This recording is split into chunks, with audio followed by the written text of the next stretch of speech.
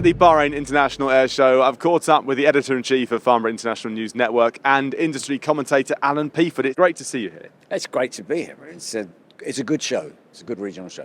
Yeah, and it certainly is. It's got a lot going on here in the exhibition centre itself, but out there on the tarmac with the static display and in the air too. Any particular highlights that you've managed to stumble across? Well, for me, actually, what's been really interesting is on the military side. As you know, there's things going on around the world at the moment, and we've talked a lot on the FIM programs about interoperability, and you're seeing it here. If you look at the F-16s here with the UAE, with Saudi Arabia, with the Bahrain's own forces, and what we've seen is those air chiefs getting together and talking about working together against common threats. Yes, we've seen a lot of networking, haven't we? That's the big thing we see at air shows all the time, people getting together. And finally, I know that we've had air shows before in the last couple of years or last year or so. It is nice to suddenly see air shows back on the calendar as a norm now. Yeah, it is. And I think the Bahrain show is very different from a lot of others. It was actually originally designed to be a networking show rather than anything else. And because of that, it's more relaxed. And I was interested at the show to have seen the King of Bahrain and the President of the UAE sitting in an electric golf cart together. And you could see them talking, showing things and looking at what's going on, but also breaking through those formalities sometimes, which is why you're beginning to see things like defence forces sharing airspace to be able to protect their nations, to put common platforms together to be able to work. And that is the real benefit of this show, because the manufacturers are here as well, and also having those informal conversations that takes the industry forward. One thing that struck me is when we think of the Middle East from the more Western side of the world, we think about the Middle East as very sort of repressive for the female culture, and yet there are certain countries, certain companies here that are really promoting women in the industry.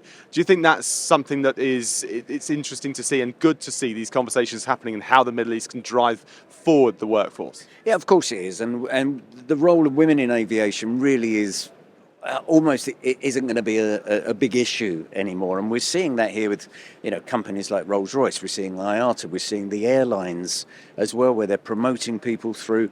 And people say to me about Saudi Arabia, just across the causeway there. I'm seeing women in key roles in Saudi Arabia. People are actually listening far more here with the things we're doing, whether it's sustainability, whether it's women in aviation, whether it's interoperability. Actually, they're taking it by the horns and doing something about it.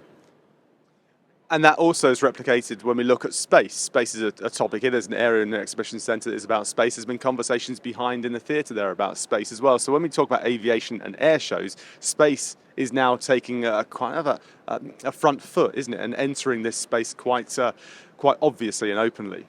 It is. And you're seeing the space agencies, again, working together collaboratively. But we know at the moment we've got the HOPE project with the United Arab Emirates, which has been incredibly successful, pushing the science forward. We know they're looking at lunar projects. We know they're looking at the asteroid belt. Bahrain is developing far, far more with its satellite businesses. And the capital is there. The interest is there. I think what you're seeing at this show as you walk around is a younger approach to the whole aerospace industry than we perhaps traditionally see, where it's been more the legacy than the future. Which in itself is interesting to note, I think, from this event and the industry maybe moving forward. So on that note, what do you think maybe the Bahrain Air Show is going to produce into 2023, or what can we take from this moving into 2023? I think we can see some of the issues where the industry is fighting back a bit better.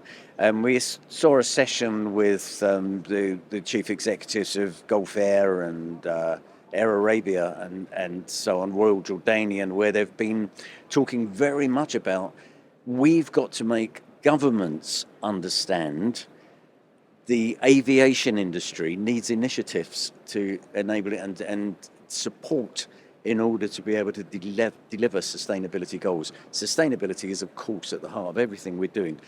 Only 2% of the emissions, and when the rest of the transport is 28%. So it's a big battle to fight, but actually it's coming from events like this. So. Is there anything that you've seen up in the sky that's caught your imagination? You see these shows all the time. Do you know, I still cannot get over watching Mark Jeffries and his team on those global stars doing their pyro displays. And it was great seeing the public coming in to have a look and see what this industry can do. The Saudi Hawks, I thought, were brilliant. And, we've seen the Hawk growing, as the Arrows, of course, were here for the first time of this show. Some of the displays actually do bring you back to this is what it's all about, the raw power that makes people love the aviation and aerospace industry. It's great seeing it again. It's also amazing to see it on the backdrop of the desert, isn't it, too? Alan, thank you very much. Real pleasure. Cheers. Thank you very much.